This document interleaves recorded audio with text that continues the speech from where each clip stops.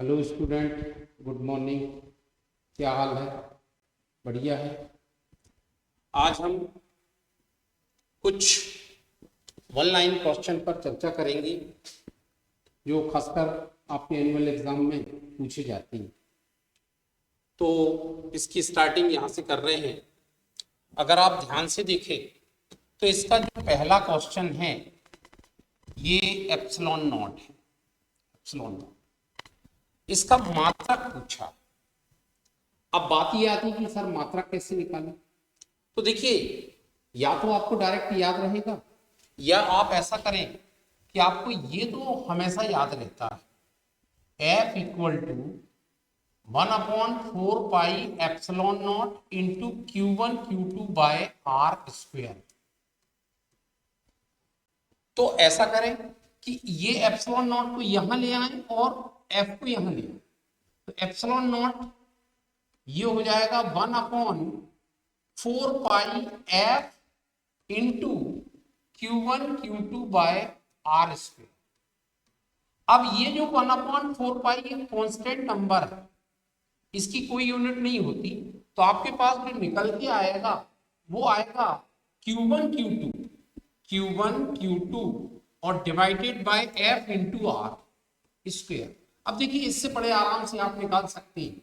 इसकी यूनिट आपकी कूलाम होती है, इसकी यूनिट भी कूलाम होती है, तो ये हो जाएगा कूलाम का स्क्वायर और ये हो जाएगा आपका न्यूटन और ये हो जाएगा मीटर का स्क्वायर। तो ये जो है इसका आंसर मिल जाएगा। तो देखिए, इसमें आपको ये थर्ड नंबर का जो है वो कूलाम का स्क्वायर पर न्यूटन मीटर स्क्वायर, तो ये थर्ड नंबर का क्वेश्चन हो जाएगा। फिर इसके बाद में है विद्युत धारिता का एसआई मात्रक। तो विद्युत धारिता का एसआई मात्रक जो होता है वो होता है फैराड। विद्युत धारिता का एसआई मात्रक क्या होता है? फैराड होता है। स्थित फैराड तो सीजीएस मात्रक होता है, तो ये फैराड हो जाएगा। फिर इसके बाद में अगर हम अगला क्वेश्चन पर बात करें,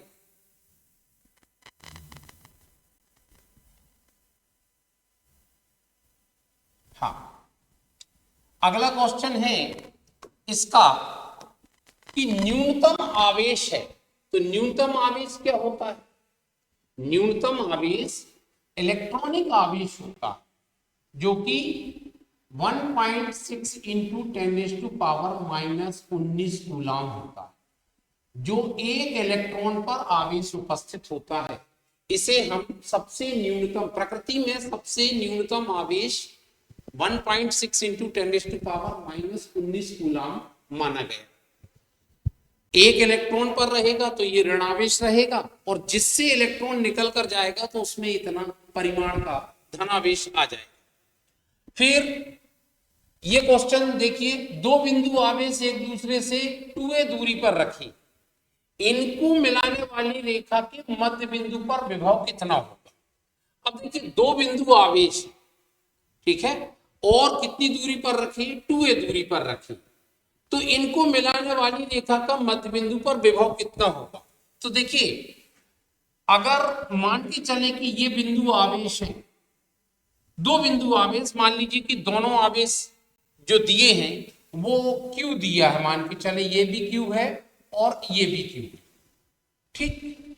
तो यहां पर विभव पूछा, यहां से यहां तक की दूरी कितनी है? 2a, तो ये वाली दूरी कितनी हो जाएगी? a। जब a दूरी हो जाएगी तो इसके कारण जब विभव लिखा जाएगा तो वो कितना होगा? तो वो होगा KQ by a square, sorry KQ by a अकेले, ठीक है, ये विभव होगा V1। और V2 जब लिखा जाएगा तो वो भी इतना ही होगा। और चूंकि हमें मालूम है कि विभव एक अदिश राशि होती है, वो सीधा सीधा जुड़ता है। यहां पर उसने ये नहीं कहा है कि जो बिंदु आवेश है वो किस प्रकृति के। अगर ये विपरीत प्रकृति के होते तो यहाँ कितना होता? 0 विभव होता। लेकिन ये किस प्रकृति के ये नहीं दिया है, इसका मतलब कि निश्चित रूप से समान प्रकृति के होंगे तो दोनों विभव क्या हो जाएंगे? जुड़ जाएंगे। तो ये टोटल जो होगा वो हो जाएगा 2KQ/A। तो 2KQ/A मतलब कौन सा ऑप्शन सही है? दूसरे नंबर का ऑप्शन सही। इसमें भी बहुत सारे क्वेश्चन बनते हैं, लेकिन इस बात का ध्यान रखें कि आवेश जो दिया है उसने समान प्रकृति के ही पूछा है। अगर विपरीत प्रकृति के कहता तो ये मध्य बिंदु पर विभव क्या होता, 0 होता। इसके बाद विभव प्रवणता का मात्रक। तो विभव प्रवणता का मात्रक, विभव प्रवणता होती क्या, तो अपन ने एक संबंध पढ़ा है EB equal to minus dV by dx। ये विभव प्रवणता कहलाती। ये पूरी राशि जो है विभव के मान में पतन, कितना पतन हुआ, ये कहलाती विभव प्रवणता। तो ये विभव प्रवणता का मात्रक अगर आप ध्यान से देखें तो ऊपर लिखा है वोल्ट और नीचे दूरी है तो क्या हो जाएगा, मीटर। तो विभव प्रवणता का जो मात्रक है वो हो जाएगा वोल्ट प्रति मीटर। तो वोल्ट प्रति मीटर अगर आप ध्यान से देखें तो ये लिखा है तीसरे नंबर का ऑप्शन है वोल्ट प्रति मीटर। ठीक, अब इसके बाद है आवेशों के धन आवेश और ऋण आवेश का नाम का निर्धारण किस वैज्ञानिक ने किया। तो देखिए आवेशों के निर्धारण जो होता है वो बेंजामिन फ्रैंकलिन ने किया था। तो इसका सही आंसर जो है वो बेंजामिन होगा। ठीक, अब इसके बाद अगला जब हम देखते हैं तो इसका ये 7 नंबर का क्वेश्चन है। यदि द्विध्रुव को विद्युत क्षेत्र की दिशा में, विद्युत क्षेत्र की दिशा से, ठीक है, यदि द्विध्रुव को विद्युत क्षेत्र की दिशा से संपूर्ण पर घुमाया जाता है, ये क्वेश्चन कुछ, यदि विद्युत द्विध्रुव को विद्युत क्षेत्र मतलब क्षेत्र की दिशा से संपूर्ण पर घुमाया जाता है तो उसका संपन्न कार्य, अच्छा संपूर्ण का मतलब 180 डिग्री, ठीक है, पूरा एक साथ घुमा दिया जाता है तो उसके द्वारा किया गया कार्य कितना होगा। तो देखिए किए गए कार्य का सूत्र, अगर वैद्युत द्विध्रुव को घुमाने में किया गया कार्य W जो होता है वो कितना होता है, तो ये होता है, ये चुंबकत्व के संबंध में दिया है, ये विद्युत के संबंध में नहीं। चलो चुंबकत्व के संबंध में देखें तो चुंबकत्व का होता है MB 1 माइनस कॉस थीटा, ये होता। अब थीटा का मान अगर हम कितना रख दें 180 डिग्री, 180 रखेंगे तो W इक्वल टू क्या हो जाएगा, ये हो जाएगा MB 1 माइनस कॉस 180 अंश। और कॉस 180 अंश का मान कितना होता है, तो ये होता है MB और ये होता है 1 माइनस माइनस 1, तो ये माइनस माइनस का क्या हो जाएगा प्लस, तो ये W जो है 1 और 1 2 हो जाएगा, तो ये कितना आ जाएगा 2 MB, इस तरीके से। तो ये 2 MB आएगा, तो ये पहला वाला ऑप्शन सही होगा। ठीक, अब वायु का परावैद्युतांक, तो वायु का परावैद्युतांक कितना होता है, 1 होता है। वायु का परावैद्युतांक कितना होता है, 1 होता है, ध्यान रखिए। ठीक, अब आवेशित खोखले गोले के अंदर विद्युत क्षेत्र का मान कितना होगा। आवेशित खोखले गोले की बात कर रहा है, तो देखिए किसी भी आवेश या किसी भी खोखले गोले को जब हम आवेशित करते हैं तो उसका संपूर्ण आवेश उसके बाह्य पृष्ठ पर वितरित होता है, तो अंदर जो है वो विद्युत क्षेत्र क्या होगा, 0 होगा। इस बात का ध्यान रखें कि कई बार इस क्वेश्चन को पूछता है कि आवेशित गोले के अंदर विभव कितना होगा। अगर उसने विभव पूछा है तो विभव एक समान होता है और पृष्ठ के विभव के बराबर होता है, लेकिन यहां पर इसने पूछा है विद्युत क्षेत्र, तो विद्युत क्षेत्र का मान कितना होगा, 0 होगा। तो इसका ये वाला क्वेश्चन आंसर जो है वो सही होगा। अब आगे हम 10वें नंबर पर आते हैं। 10वें नंबर का क्वेश्चन क्या कह रहा है, ध्यान देंगे। 10वें नंबर का क्वेश्चन कह रहा है आवेशित गोले के अंदर विद्युत क्षेत्र, ये तो हो गया। 11वें नंबर का क्वेश्चन, एक आवेशित समतल चादर जिसका पृष्ठ घनत्व सिग्मा है, ठीक है, सिग्मा मतलब ये वाला सिग्मा, ठीक है, ये वाला सिग्मा, सिग्मा है के निकट और दूरी पर विद्युत क्षेत्र की तीव्रता। तो ध्यान रखेंगे आवेशित समतल चादर जो होती है, ऐसी आवेशित समतल चादर या कोई चार्ज शीट की बात कर लें, तो इसके किसी भी बिंदु पर निकट या दूरी पर जो विद्युत क्षेत्र की तीव्रता निकल के आती है ई बराबर वो सिग्मा बाय 2 एप्सिलॉन आती है। ध्यान रखेंगे, सिग्मा बाय 2 एप्सिलॉन आती। ठीक, ये सिग्मा बाय 2 एप्सिलॉन में कहीं पर भी आर की वैल्यू नहीं है। इसका मतलब कि समतल चादर के कारण जो विद्युत क्षेत्र की तीव्रता होती है वो दूरी पर कहीं भी निर्भर नहीं करती, तो विद्युत क्षेत्र की तीव्रता सिग्मा बाय 2 एप्सिलॉन होती है। मतलब इसका ये वाला ऑप्शन सही होगा, फर्स्ट।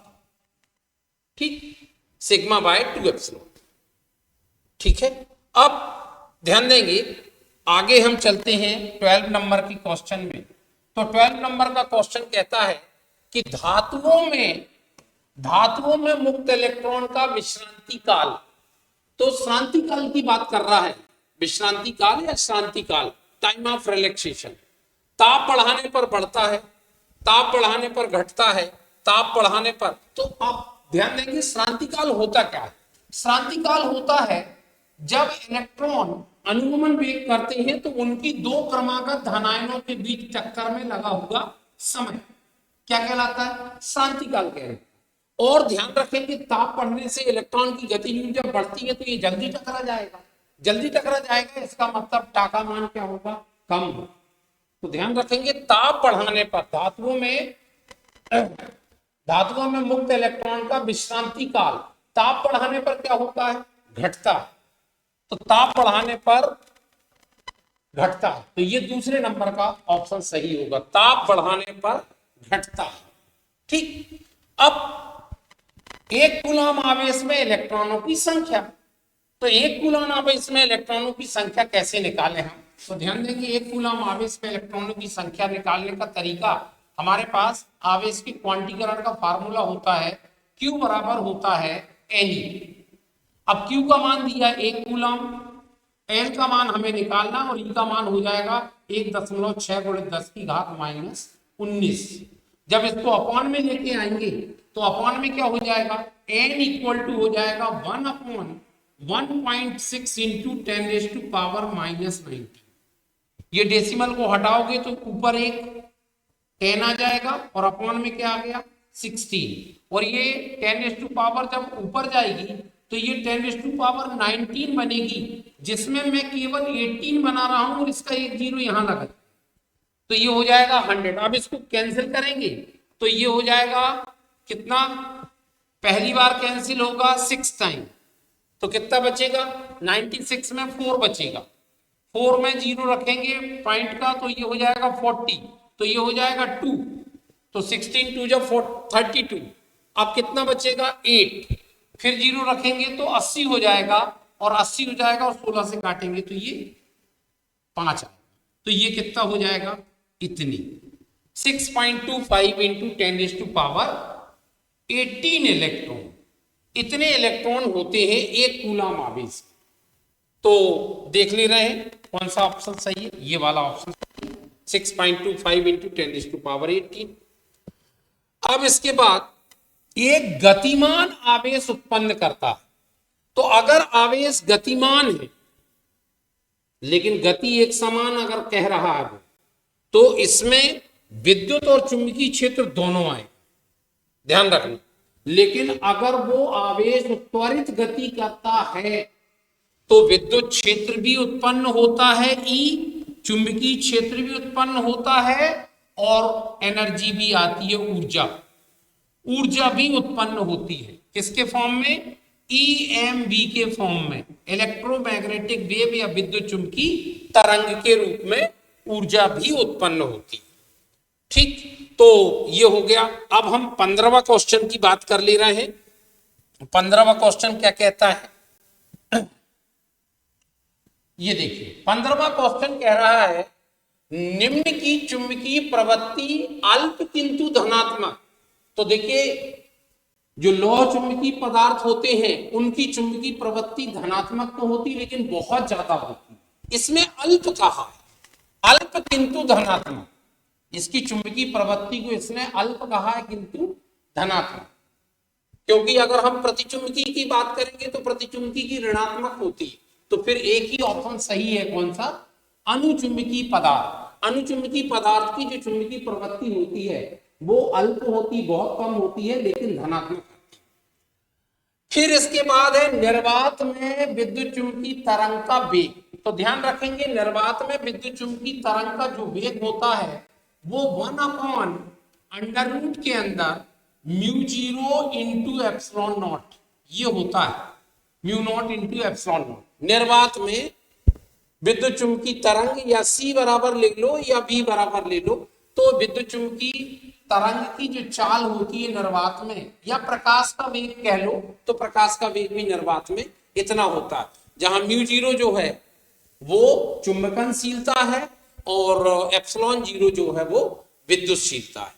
ठीक, अब इसके बाद अगर आप यहां से कुछ चीजें निकालना चाहें तो आप निकाल सकते हैं। देखिए C इक्वल टू, अगर मैं इसको C कह दूं तो ये हो जाएगा 1/μ0।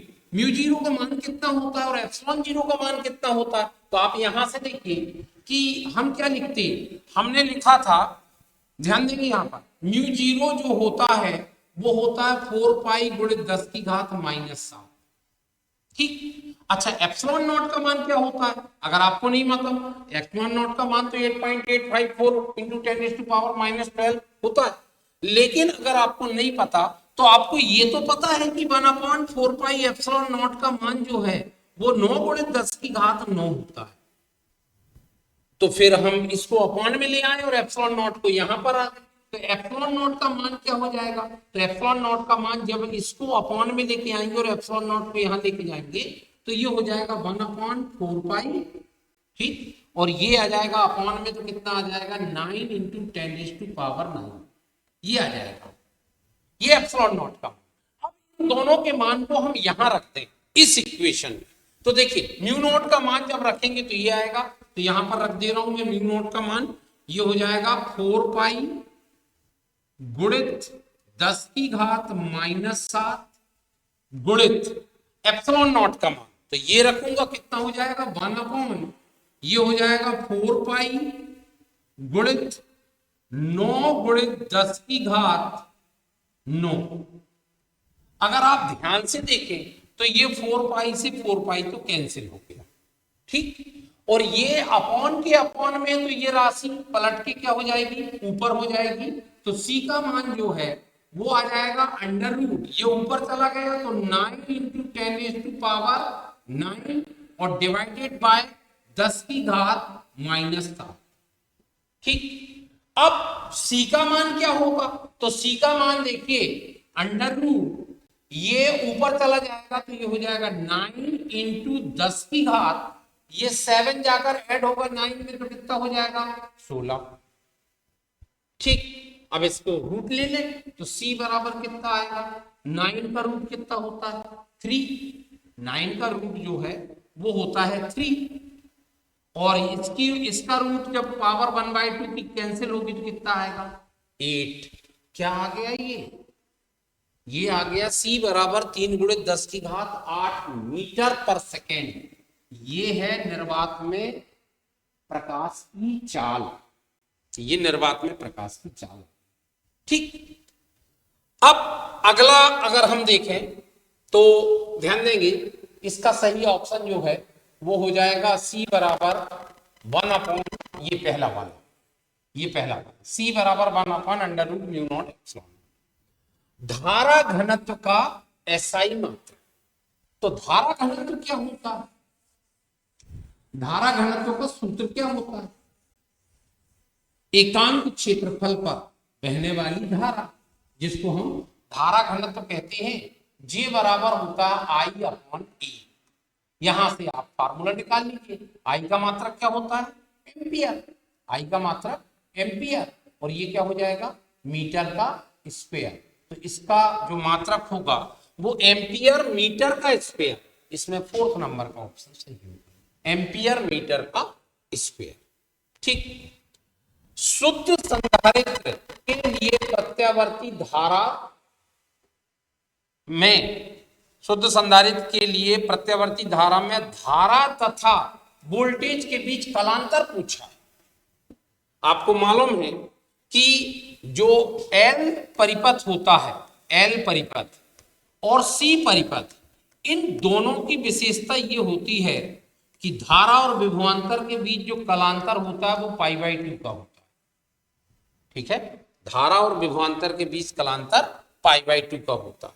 C परिपथ में धारा π/2 कलांतर अग्रगामी होती है, जबकि L परिपथ में धारा पश्चगामी होती है, π/2 कलांतर। तो इनके बीच कलांतर कितना आ जाएगा, π/2 का। तो ये थर्ड नंबर का ऑप्शन सही होगा, π/2 का। ठीक है, आप बिल्कुल कॉपी पेन लेके इनको लिख के और आंसर भी साथ में लिखते जाएं और वीडियो को स्किप बिल्कुल मत करें। इनसे रिलेटेड ही क्वेश्चन एग्जाम में पूछे जाएंगे, इसलिए पूरा वीडियो देखना जरूरी। अब आगे हम देखेंगे एक और क्वेश्चन 19 नंबर का है। शुद्ध प्रतिरोध युक्त परिपथ में प्रत्यावर्ती धारा और आरोपित वोल्टेज के बीच कलांतर होता है। तो अब भी मैंने आपको बताया कि जो प्रतिरोध युक्त परिपथ होता है उसमें धारा और वोल्टेज समान कला में होती है। जिस समय वोल्टेज मैक्सिमम होता है, धारा भी उसी समय क्या होती है, अधिकतम होती है। इस तरीके का वक्र जो है मिल जाता है कि धारा भी उसी समय अधिकतम होती, वोल्टेज न्यूनतम तो धारा भी न्यूनतम होती। तो इन दोनों के बीच कलांतर कितने का हो गया, तो कलांतर हो गया शून्य, शून्य हो गया। तो ये शून्य मतलब आपका पहला वाला ऑप्शन। ओमी प्रतिरोध है, तो ओमी प्रतिरोध क्या होती है, जो ओम के नियम का पालन करती है। ओम के नियम का पालन करना मतलब धारा और विभवांतर के बीच में खींचा गया वक्र एक सरल रेखा होना चाहिए। धारा और विभवांतर के बीच खींचा गया वक्र क्या होना चाहिए, एक सरल रेखा होना चाहिए। लेकिन हम देखते हैं कि जब ट्रांजिस्टर या संधि डायोड या प्रकाश उत्सर्जक डायोड, इन सब का अगर हम वक्र खींचते हैं तो ये एक सरल रेखा नहीं होता, बल्कि तांबे का तार जो है वो ओमी प्रतिरोध आएगा। ये दोनों अनोमी परिपथ कहलाते हैं, तो इनका प्रतिरोध जो है वो अनोमी कहलाएगा। ओमी प्रतिरोध जो है वो तांबे का तार।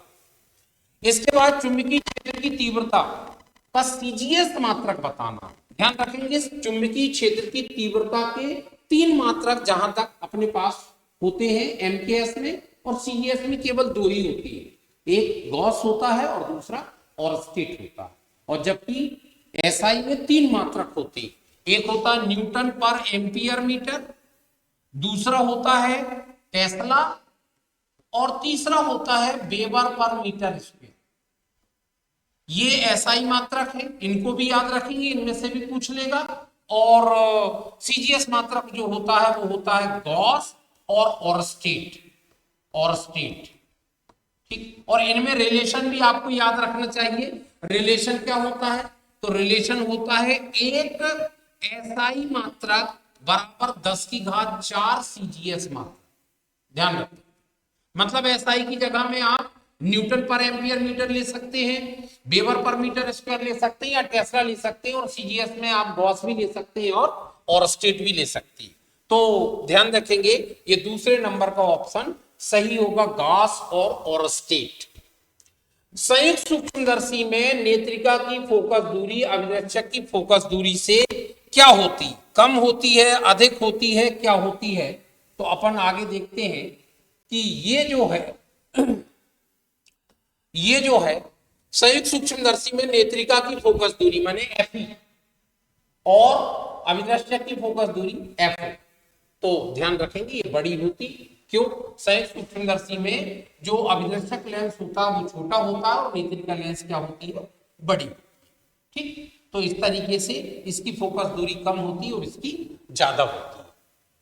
तो ये आपका अभिदर्शक जो क्वेश्चन है, संयुक्त सूक्ष्मदर्शी में नेत्रिका की फोकस दूरी अभिदर्शक की फोकस दूरी से अधिक होती, तो ये ऑप्शन 2 नंबर जो है वो सही ऑप्शन है। ठीक है, फिर इसके बाद चुंबकीय फ्लक्स का एसआई मात्रक। तो चुंबकीय फ्लक्स का एसआई मात्रक जो होता है वो वेबर होता है। पाई का मात्रक जो है वो वेबर होता है, वेबर, वेबर। और सीजीएस मात्रक की बता दे रहा हूं मैं, तो सीजीएस मात्रक क्या होता है, तो सीजीएस मात्रक होता है मैक्सवेल, मैक्सवेल। और इनमें संबंध क्या होता है, तो एक वेबर का मान जो होता है वो होता है 10 की घात 8 मैक्सवेल के बराबर, मैक्सवेल के बराबर। तो ये सब अच्छे से याद रखें क्योंकि इन सब चीजों पर भी क्वेश्चन पूछ लिए जाते हैं। इसके बाद है दंड चुंबक की प्रभावकारी लंबाई। तो दंड चुंबक की प्रभावकारी लंबाई जो है वो क्या होती है, जिसको हम 2L से व्यक्त करते हैं। तो वास्तव में दंड चुंबक की जो प्रभावकारी लंबाई होती है वो वास्तविक लंबाई की 5/6 गुनी होती है, या कभी कभी ये भी पूछता है 84%, ये भी ध्यान रखना, ठीक है। मतलब 2L का मान जो होता है वो वास्तविक लंबाई का 84% होता है, ठीक है, ध्यान रखेंगे। 2L का मान जो है वो वास्तविक लंबाई का 84% होता है। एक बार पूछा भी गया है ये, तो 5/6 गुनी या 84%, क्यों, क्योंकि 5/6 और गुणित वास्तविक लंबाई को अगर हम 100 ले लें तो जब हम इसको सॉल्व करेंगे तो ये लगभग लगभग 84% आता है। तो ध्यान रखेंगे प्रभावकारी लंबाई ज्यामितीय लंबाई की 84% होती है। अगला क्वेश्चन 25वां, चुंबकीय क्षेत्र में अविक्षेप रहने वाली किरण।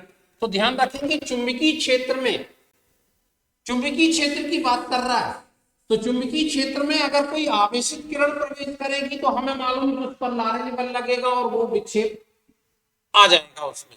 लेकिन अविक्षेपित रहने वाली किरण की बात कर रहा है, तो देखिए अविक्षेपित रहने वाली किरण कौन सी है, गामा किरण, क्योंकि ये गामा किरण जो है वो फोटोन होते हैं और वो चुंबकीय क्षेत्र से विक्षेपित नहीं होते। अब इसके बाद है विद्युत सेल का स्रोत।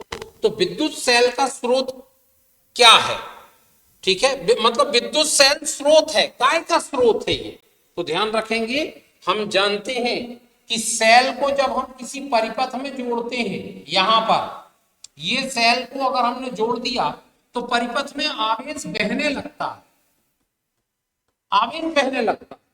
तो इसका मतलब ये नहीं कि ये आवेश का स्रोत, आवेश का स्रोत नहीं होता सेल, ऊर्जा का स्रोत। क्योंकि यहां पर अगर मान लीजिए कि Q आवेश गया तो यहाँ की ऊर्जा 0 रहेगी, यहाँ की ऊर्जा कितनी हो जाएगी, Q इंटू V। तो यहां से ऊर्जा निकल के जा रही है और यहां पर ऊर्जा क्या हो रही है, 0। तो ये ऊर्जा कहां खर्च कर रहा है, वो यहां खर्च कर रहा है, प्रतिरोध, ठीक है। तो ध्यान रखेंगे विद्युत सेल जो होता है वो विद्युत ऊर्जा का स्रोत है, ये सही है, विद्युत ऊर्जा का स्रोत, ठीक।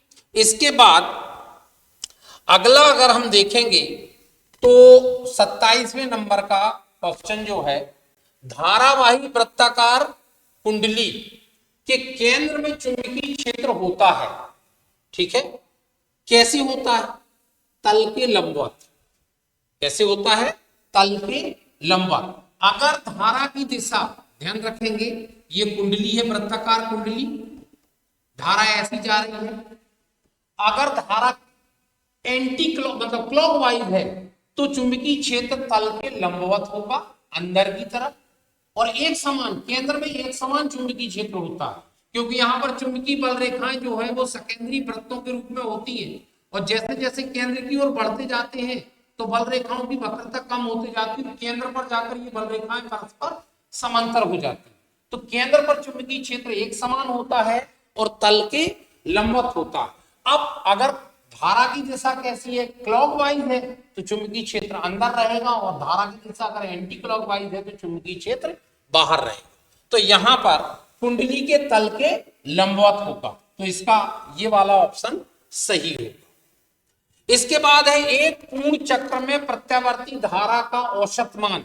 तो देखिए पूर्ण चक्र में औसत मान जो होता है वो 0 होता है, पूर्ण चक्र, क्योंकि प्रत्यावर्ती धारा जितनी एक दिशा में धनात्मक प्रभाव लेती है उतनी विपरीत दिशा में ऋणात्मक प्रभाव लेती है। तो एक पूर्ण चक्र में औसत मान जो है वो 0 होता है, लेकिन अगर अर्ध चक्र का पूछ ले तब, तो अर्ध चक्र का, एक अर्ध चक्र में जो औसत मान होता है वो होता है 2I0/π, ध्यान रखेंगे इसको, 2I0 अपॉन पाई, जहां I0 क्या होता है, तो I0 जो है वो शिखर मान, शिखर मान माने सबसे अधिकतम मान माना जाता है, शिखर मान। ठीक, तो ये 28 नंबर का क्वेश्चन।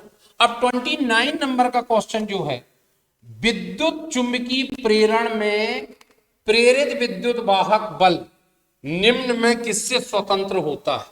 तो ध्यान रखेंगे, प्रेरित विद्युत वाहक बल किससे स्वतंत्र होता है? पहला दिया है फ्लक्स में परिवर्तन, समय, फोटोनों की संख्या और कुंडली का प्रतिरोध। प्रेरित विद्युत वाहक बल की बात कर रहे हैं, तो देखिए प्रेरित विद्युत वाहक बल सिरों में उत्पन्न होता है।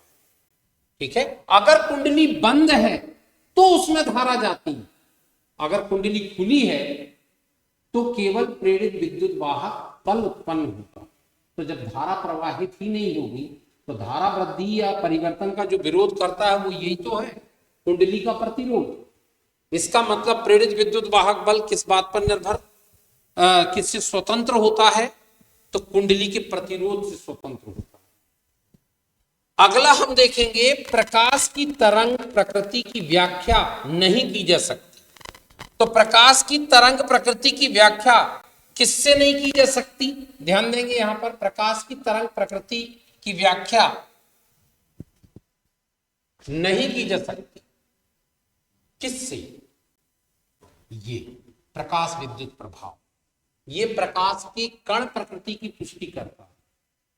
ठीक है, ये प्रकाश की कण प्रकृति की पुष्टि करता है। ये इससे प्रकाश की तरंग प्रकृति की व्याख्या नहीं की जा सकती, क्योंकि ध्रुवण, व्यतिकरण और विवर्तन, ये तीनों घटनाएं ऐसी हैं जो तरंग प्रकृति की पुष्टि करती हैं। ठीक है, तो प्रकाश विद्युत प्रभाव इसका सही ऑप्शन। एक आवेशित कण एक समान चुंबकीय क्षेत्र में इसके समांतर प्रवेश कर रहा है। ध्यान रखें, अगर आवेशित कण चुंबकीय क्षेत्र में प्रवेश करता है तो जो लगने वाला बल होता है वो होता है QVB साइन थीटा, ये होता QVB साइन थीटा। लेकिन यहां पर एक शब्द कह दिया समांतर, तो थीटा का मान क्या हो जाएगा? 0, और साइन 0 का मान क्या होता है? साइन 0 का मान तो 0 होता है, तो लगने वाला बल भी कितना हो जाएगा? 0 हो जाएगा। तो ध्यान रखेंगे, इसका पथ जो है, जब बल ही नहीं लगेगा और जब किसी वस्तु में बल कार्य नहीं करता, क्योंकि बल ही वो कारक होता है जो वस्तु की गति की दिशा को बदलता, और जब बल ही नहीं लग रहा है, इसका मतलब कण जिस रेखा में गति कर रहा है उसी रेखा में गति करेगा, तो ये सरल रेखा में ही गति करेगा। ठीक, अच्छा, अब किसी प्रत्यावर्ती धारा परिपथ में धारा का शिखर मान और आभासी मान में संबंध। तो देखिए, ये आरएमएस वैल्यू IRMS जो होती है वो I0 का वर्गमूल 2 गुना होती है, ऐसा। या फिर I0 की बात करें तो I0 क्या हो जाएगा? IRMS का √2 टाइम्स हो, ऐसा √2 टाइम्स। तो ये आपका √2 टाइम्स, ये वाला ऑप्शन सही है। I0 जो है वो अपॉन में दिया है, एक मिनट, ये वाला ऑप्शन, ये 4th नंबर का ऑप्शन सही। ठीक है, तो ये 32वां क्वेश्चन हो गया। अब इसके बाद हम देखेंगे नेक्स्ट क्वेश्चन 33 जो क्वेश्चन है, LC का मात्रक। ठीक है, अब आप इसको थोड़ा अच्छे से देखेंगे। देखिए, आप कई बार अनुनादी आवृत्ति निकालते हैं, वैसे तो डायरेक्ट भी निकाल सकते हैं, लेकिन आपको जो याद रहता है उसके हिसाब से मैं बता रहा हूं।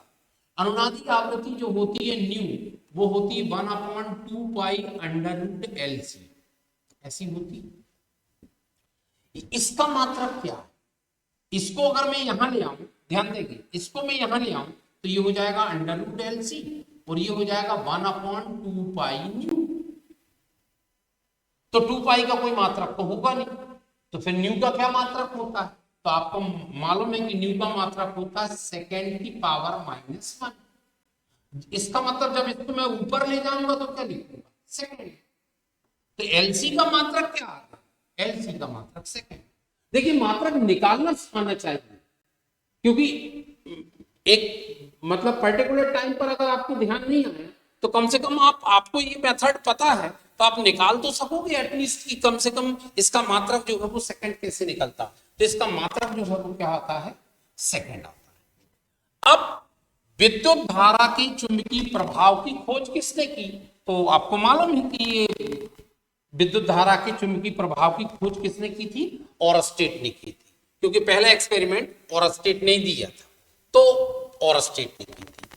फिर किसी तार का विशिष्ट प्रतिरोध निम्न में से किस कारक पर निर्भर करता है, तो विशिष्ट प्रतिरोध क्या होता है, विशिष्ट प्रतिरोध रो बराबर होता है RA/L।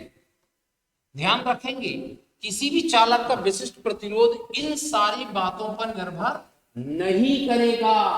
ध्यान रखना, विशिष्ट प्रतिरोध जो है ना चालक की लंबाई पर निर्भर करता, ना अनुप्रस्थ काट के क्षेत्रफल पर निर्भर करता।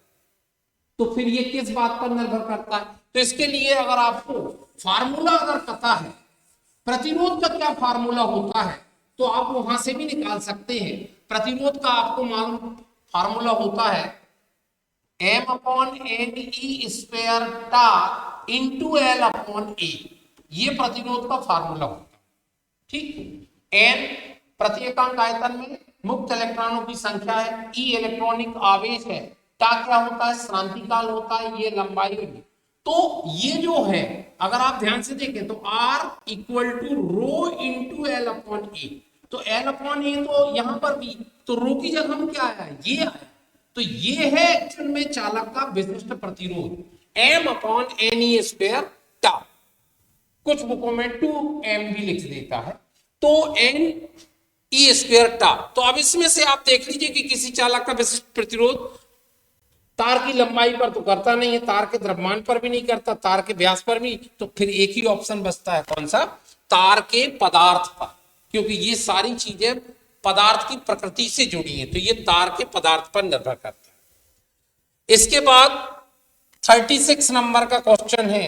36 नंबर का क्वेश्चन क्या कह रहा है, किसी पदार्थ का प्रति एकांक आयतन वैद्युत द्विध्रुव आघूर्ण कहलाता है।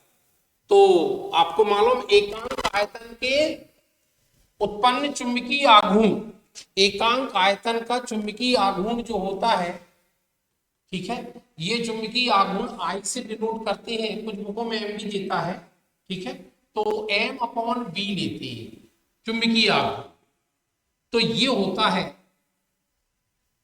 इनमें से ध्रुवण। विद्युत क्षेत्र तो हो नहीं सकता, विभव विद्युत धारिता, ये ध्रुवण कहलाता है।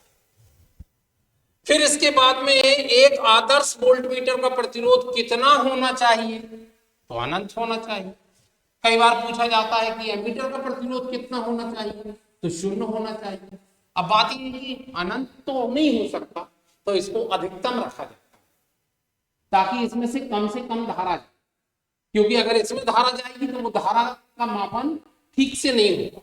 अगर कोई प्रतिरोध लगा है तो इसको हमेशा समांतर क्रम में लगाते हैं वोल्टमीटर, तो हम चाहते हैं कि धारा का अधिकांश भाग इसी से होकर जाए, क्योंकि अगर इससे होकर जाएगा तो वो धारा को दिए उसके कारण जो विभव में पतन होगा उसको ये माप ही नहीं पाएगा।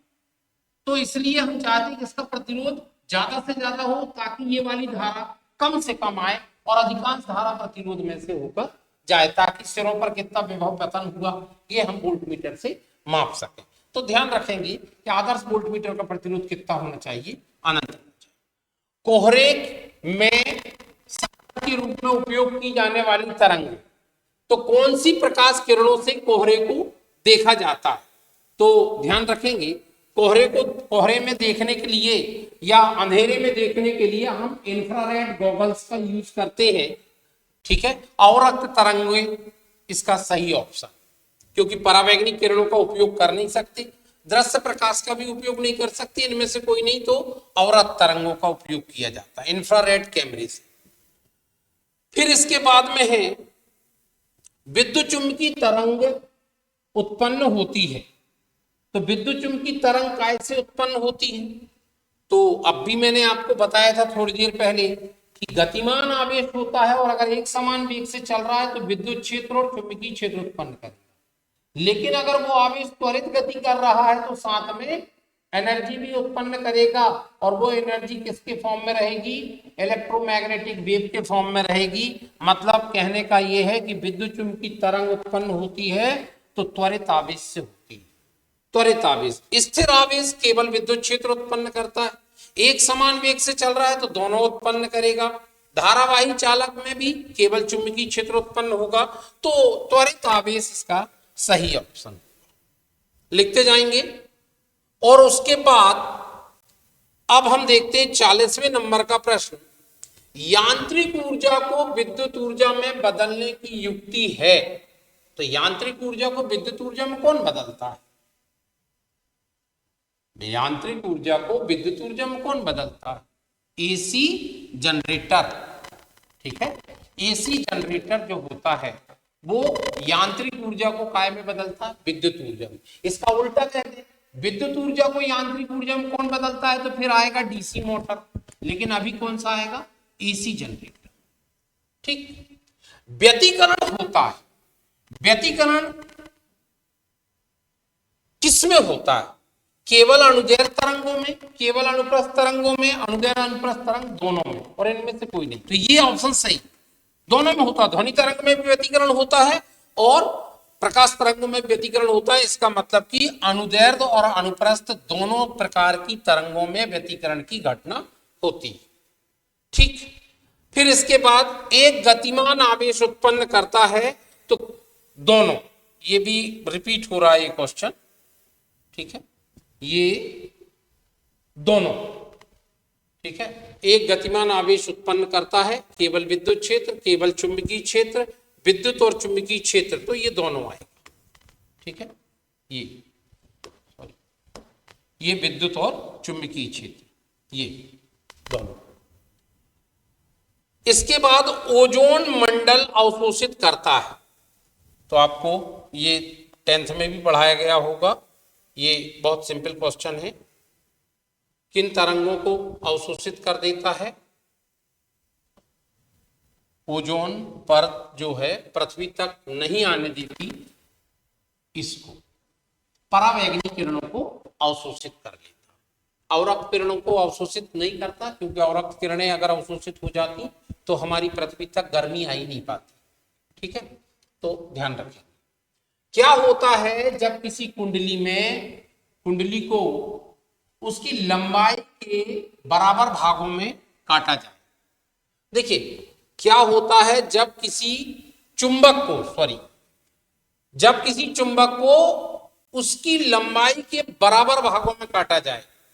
ठीक है, लंबाई ऐसी, ये लंबाई, अगर मैं चुंबक को यहां से काट दूं तो इसके ध्रुव प्रबल प्रभावित नहीं होंगे, केवल लंबाई बदल जाएगी। तो चुंबकीय आघूर्ण क्या होगा? आधा हो जाएगा इस कंडीशन। तो ध्यान रखेंगे, चुंबकीय आघूर्ण और परिवर्तित रहे, अपरिवर्तित रहेगा। ये थोड़ा गलत लिखा है, चुंबकीय आघूर्ण आधा हो जाएगा, ये सही ऑप्शन पहला नंबर। ध्यान रखेंगे, लंबाई के लंबक काटते तो भी चुंबकीय आघूर्ण आधा होता है। लेकिन क्यों आधा होता है? प्रभावकारी लंबाई के कारण। लेकिन अगर लंबाई के अनुदिश अगर किसी चुंबक को काट दें तो भी चुंबकीय आघूर्ण आधा होता है। अब किसके कारण आधा होगा? ये होगा ध्रुव प्रबल के कारण। और कई बार इस टाइप के क्वेश्चन आ जाते हैं कि मान लीजिए कि किसी चुंबक को अर्धवृत्त में मोड़ दिया जाए। मान लीजिए ये चुंबक है, ये चुंबक, इसका ध्रुव प्रबल m है और लंबाई मान के चले l, तो चुंबकीय आघूर्ण हो जाएगा कितना? m × l। ये प्रभावकारी लंबाई की बात। अब इसको अर्धवृत्त में मोड़ दिए, मान लीजिए चुंबक को ऐसा मोड़ दिया हमने, आधे वृत्त ऐसा, तो अब इसका नया चुंबकीय आघूर्ण जो होगा वो कितना होगा? m'। तो ये हो जाएगा m' और l'। m' का मान तो m के बराबर रहेगा, क्योंकि ऐसा मोड़ने पर इसके ध्रुव प्रबल में कोई अंतर नहीं आएगा, तो m' जो हो वो m ही रहेगा। लेकिन l कितना होगा? तो ये होगा l, माने इस अर्धवृत्त का व्यास, इसका व्यास, और त्रिज्या का वो दुगना होता है। तो आप हमें क्या निकालना पड़ेगा? इसकी त्रिज्या या इसका व्यास निकालना पड़ेगा। तो आपको मालूम अर्धवृत्त की परिधि क्या होती है? पाई आर। तो पाई आर का मान कितना होगा? l। तो आर का मान कितना हो जाएगा, एल अपॉन पाई। तो 2r का मान कितना होगा, तो ये हो जाएगा एल अपॉन पाई। ठीक है, L upon pi, 2l upon pi, 2r का मान। और 2r क्या होता है, ये तो d होता है, ये होता है d मतलब डायमीटर, व्यास। तो आपकी बार एम डैश जो होगा वो m रहेगा और एल डैश का मान कितना आएगा, 12 अपॉन पाई। तो इसको अगर हम बाहर निकाल लें तो ये 2 अपॉन पाई बाहर आ जाएगा और अंदर बचेगा ml। तो इसका मतलब पुराने चुंबकीय आघूर्ण का ये 2 अपॉन पाई गुना हो, ध्यान रखेंगे, पुराने चुंबकीय आघूर्ण का कितना होगा, 2 अपॉन पाई गुना। तो कई बार ऐसा पूछा जाता है कि चुंबक को अर्धवृत्त में मोड़ दिया जाए तो नया चुंबकीय आघूर्ण क्या होगा, तो आप ध्यान रखेंगे कि 2 अपॉन पाई गुना हो जाएगा। इस टाइप के क्वेश्चन भी पूछ लेती हैं। इसके बाद प्रतिघात का मात्रक। तो प्रतिघात क्या होती है, प्रतिघात, प्रतिरोध और प्रतिबाधा, ये तीनों के मात्रक ओम होते हैं, क्योंकि ये तीनों कुछ और नहीं बल्कि रुकावट ही है। प्रत्यावर्ती धारा के मार्ग में ये रुकावट डालते हैं, तो इसका मात्रक जो है वो ओम होगा, ध्यान रखें, ओम। 46 नंबर का क्वेश्चन कहता है कि ज्यामितीय छाया में प्रकाश के अतिक्रमण को क्या कहते हैं, तो विवर्तन। विवर्तन होता है, विवर्तन में ही प्रकाश किरणें तीक्ष्ण धार से मुड़कर ज्यामितीय छाया में अतिक्रमण कर जाती हैं और वहां पर मिलने वाली तीव्रता एक समान नहीं होती। क्या होता है, पहले केंद्रीय उच्चिष्ट मिलता है और दोनों तरफ निम्निष्ट और द्वितीयक उच्चिष्ट मिलती है, उनकी अलग अलग कंडीशन। तो इसमें विवर्तन सही ऑप्शन। टेलीविजन नेटवर्क में प्रयुक्त तरंग होती है, तो टेलीविजन नेटवर्क में कौन सी तरंग, तो देखिए गामा तरंग का उपयोग हम नहीं कर सकते, ठीक है, और माइक्रो तरंग का उपयोग भी हम नहीं कर सकते। इसका मतलब कि अल्ट्रा उच्च आवृत्ति तरंगें होती हैं, क्योंकि इनकी ऊर्जा ज्यादा होती है और ऊर्जा ज्यादा होने से इनकी आवृत्ति भी ज्यादा रहेगी।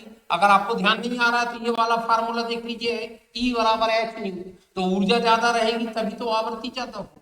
तो आप यहां से भी अंदाजा लगा सकते हैं। अगला क्वेश्चन देखते हैं 48 नंबर का। किसी कुंडली का स्वप्रेरकत्व निर्भर नहीं करता। तो देखिए स्वप्रेरकत्व किस बात पर निर्भर नहीं करता, तो देखिए कुंडली का जो स्वप्रेरकत्व का फार्मूला होता है L, वो होता है mu naught n square A upon L, इस टाइप का फार्मूला होता है। अब इस हेनरी, अब इससे आप अंदाजा लगा लीजिए कि क्या होता है। यहां पर क्या क्या दिया है, कुंडली की लंबाई, अच्छा कुंडली की बात कर रहा है, हाँ स्वप्रेरकत्व, तो कुंडली की लंबाई पर तो ये निर्भर करता है, कुंडली में प्रेरित धारा पर, कुंडली की त्रिज्या पर भी निर्भर करता है और कुंडली में फेरों की संख्या पर निर्भर करता है। तो फिर ये स्वप्रेरकत्व का मान किस बात पर आएगा, कुंडली में प्रेरित धारा, क्योंकि यहां पर धारा का कोई कॉन्सेप्ट नहीं। आप फार्मूला जब ड्राइव करते हैं तो आपको मालूम है कि फाई बराबर आप Li लेते हैं एक बार, और दूसरी बार फाई बराबर जो होता है वो mu naught n square La इसको लेते हैं इंटू आई, और जब दोनों को इक्वेट करते हैं तो आई से आई तो कट जाता है। फिर यहाँ पर एल स्क्वायर की जगह में आप एल का गुणा करके स्क्वायर कर देते हैं और एल का भाग दे देते हैं, तो ये फाई की वैल्यू आ जाती है म्यू नॉट, और ये बन जाता है आपका कैपिटल एन का स्क्वायर और ए अपॉन एल, इस तरीके से हेनरी में। तो ये जो है ये लास्ट वाला मतलब ऑप्शन जो है वो सेकंड वाला, कुंडली में प्रेरित धारा पर ये निर्भर नहीं करता। इसके बाद है कुंडली या ट्रांसफार्मर, ठीक है, ये दिया है, ठीक, निर्भर नहीं कर। ट्रांसफार्मर किस सिद्धांत पर आधारित, तो ध्यान देंगे वैसे तो ट्रांसफार्मर विद्युत चुंबकीय प्रेरण के सिद्धांत पर आधारित, लेकिन अगर उन ऑप्शन में अगर अन्योन्य प्रेरण दिया है तो वो सबसे सही ऑप्शन है। तो यहां पर स्वप्रेरण अन्योन्य प्रेरण कहा है, तो इसलिए ये वाला जो ऑप्शन है ये राइट होगा, अन्योन्य प्रेरण, अन्योन्य प्रेरण, अन्योन्य प्रेरण, ठीक है। और लास्ट नंबर का जो क्वेश्चन है, ये प्रत्यावर्ती धारा वाटहीन है, ये वाटहीन धारा होती है यदि परिपथ में क्या रहे, केवल आर रहे, आर एल रहे, आर सी रहे और एल रहे। तो ध्यान रखेंगे जब परिपथ में केवल प्रेरण कुंडली होती है, ये एसी परिपथ में केवल क्या होती है, प्रेरण कुंडली या एल होती है, तो इसमें बहने वाली धारा और विभवांतर के बीच कलांतर जो होता है वो फाई बराबर होता है पाई बाई 2, और इस पावर का जो फार्मूला होता है पावर एवरेज होता है V R M S I R M S और into cos phi, power factor जो है वो कॉस फाइव, और फाइव की वैल्यू जैसे ही हम पाई बाई 2 रखते हैं तो कॉस पाई बाई 2 जीरो हो जाता है, तो पावर एवरेज जो है वो कितनी हो जाती है, जीरो हो जाती है। और जब पावर लॉस ही नहीं होती तो इस प्रकार की धारा को ही हम वाटहीन धारा कहते हैं। तो वाटहीन धारा के लिए जो ऑप्शन है वो केवल ये वाला है, जब इंडक्टर कॉइल में या एल परिपथ कह लीजिए, एल परिपथ में जो धारा प्रवाहित होती है, ये चोक कुंडली, इसी को हम कहते हैं चोक, ध्यान रखेंगे ये कहलाता है चोक, चोक कुंडली, ठीक है, ये चोक कुंडली। इसका नाम चोक है क्योंकि ये धारा प्रत्यवर्ती धारा को क्या करती, रोक देती। ध्यान रखेंगे दिष्ट धारा को ये प्रवाहित होने देती क्योंकि इसका जो प्रतिघात होती है वो ओमेगा एल होती है, ओमेगा मतलब 2 पाई न्यू इंटू एल, और दिष्ट धारा की न्यू होती है 0, तो एक्सएल का मान 0 होता है। लेकिन उच्च आवृत्ति वाली प्रत्यावर्ती धारा को ये रोक लेती है।